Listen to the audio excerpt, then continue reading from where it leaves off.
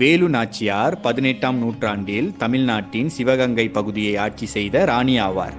இவரே பிரிட்டிஷ் கிழக்கிந்திய கம்பெனியை எதிர்த்து போரிட்ட முதல் பெண் விடுதலை போராட்ட வீராங்கனை ஆவார். 1730ஆம் ஆண்டில் ராமநாதபுர சமஸ்தானத்தை ஆட்சி செய்த செல்லமுத்து விஜய ரகுநாத சேதுபதி மன்னருக்கும் சங்கந்தி முத்தாத்தாளுக்கு பிறந்த ஒரே குழந்தையே இந்த வேலு நாச்சியார் ஆவார். ஒரே குழந்தை என்பதால் இவர் ஆண் வாரிசு போல வளர்க்கப்பட்டார். வேலு நாச்சியார் சிறு வயதிலேயே ஆயுத பயிற்சிகளை கற்று தேர்ந்தார். மேலும் இவர் பிரெஞ்சு, ஆங்கிலம் மற்றும் உருது போன்ற மொழிகளையும் கற்றார்.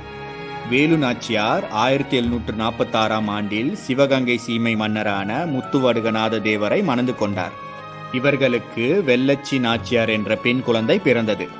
1780ஆம் ஆண்டில் தமிழகத்தில் நுழைந்த பிரிட்டிஷ் கிழக்கிந்திய கம்பெனிக்கும் வேலு நாச்சியாரின் கணவர் சிவகங்கை சீமையின் மன்னரான முத்துவடுகநாத தேவருக்கும் சண்டை நடந்தது.